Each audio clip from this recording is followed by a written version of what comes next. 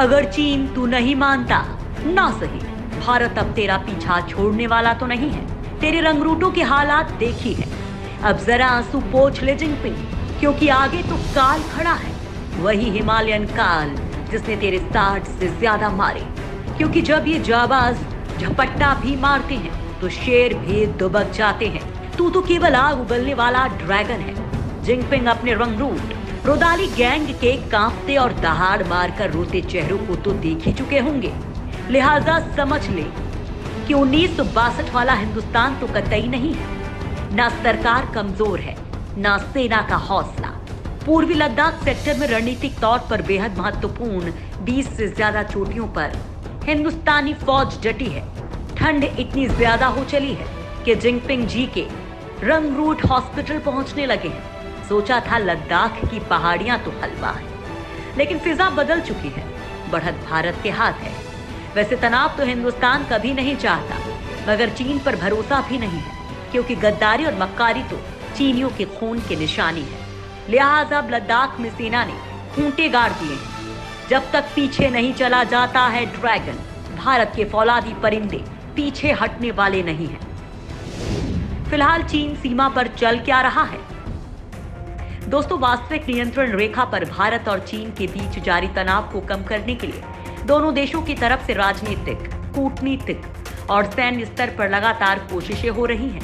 10 सितंबर को मॉस्को में दोनों देशों के विदेश मंत्रियों के बीच हुई बातचीत और मंगलवार को मिलिट्री कमांडर्स की बैठक के बाद उम्मीद की जा रही है कि सीमित डिसएंगेजमेंट की प्रक्रिया शुरू होगी।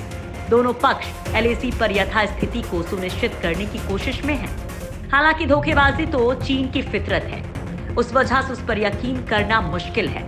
यही वजह है कि भारत अब पूरी तरह से सतर्क है, ताकि ड्रैगन किसी चालबाजी में कामयाब ना हो। सरकार से जुड़े सूत्रों के मुताबिक अब सार्थक डिसएंगेजमेंट चीनी नेतृत्व की राजनीतिक इरादों पर निर्भर करेगा। दोनों देशों की तरफ से जारी संयुक्त बयान में तनाव कम करने और एलएसी पर विवाद वाली जगहों पर किसी भी पक्ष की तरफ से उकसावे की कार्रवाई न करने की बात कही गई है। हालांकि भारत किसी भी स्थिति से निपटने के लिए पूरी तरह तैयार है। फिलहाल के लिए क्या सहमति बनी है? दोनों देश इस बात पर सहमत हुए हैं कि पूर्वी लद्दाख सेक्टर में अब वे और ज्यादा सैनिकों को अग्रिम मोर्चे पर नहीं भेजेंगे। इसके अलावा वे अपने सैनिकों को एक दूसरे से सुरक्षित दूरी पर रखेंगे और रियल टाइम कम्युनिकेशन को फिर से खोलेंगे। इससे एलएसी के नजदीक चीन की तरफ से किए जा रहे अंधाधुंध निर्माण पर रोक लगाने की उम्मीद है, ताकि डिसएंगेजमेंट की कवायद आगे बढ़े। चीन की धूर्तता को देखते हुए पूरी तरह सतर्क भारत लगातार अप्रैल जैसी स्थिति की बहाली पर जोर दे रहा है, लेकिन अब स्थितियां थोड़ी और जटिल हो गई हैं। भारत कैसे बदल चुका है पासा? जब से भारतीय सुरक्षा बलों ने पैंगोंग लेक के दक्षिणी किनारे पर रणनीतिक तौर पर महत्वपूर्ण चोटियों को नियंत्रण में लिया और उत्तरी किनारे पर अपनी तैनाती को मजबूत किया है, तब से डिसएंगेजमेंट की प्रक्रिया थोड़ी और उलझ गई है। इससे गलवान के बाद की स्थितियां बदल चुकी हैं। हालिया तनाव के बीच भारतीय जवान फिंगर 4 से 8 के बीच पेट्रोलिंग करते थे, लेकिन पैंगोंग के दक्षिणी किनारे पर स्थित रणनीतिक तौर पर महत्वपूर्ण ऊंचाई वाले इलाकों पर नियंत्रण नहीं ले रहे थे।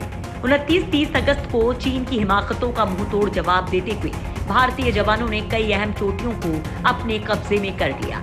इस कदम से भारतीय सुरक्षा बलों को पीएलए के ऊपर महत्वपूर्ण बढ़त मिल गई है। अब भारत इन चोटियों को खाली करने की जल्दबाजी में कतई नहीं है। जब तक चीन की तरफ से उसके सैनिकों के पीछे हटने के साफ संकेत नहीं मिल जाते, तब तक भारतीय सुरक्षा बल इन चोटियों पर डटे रहेंगे।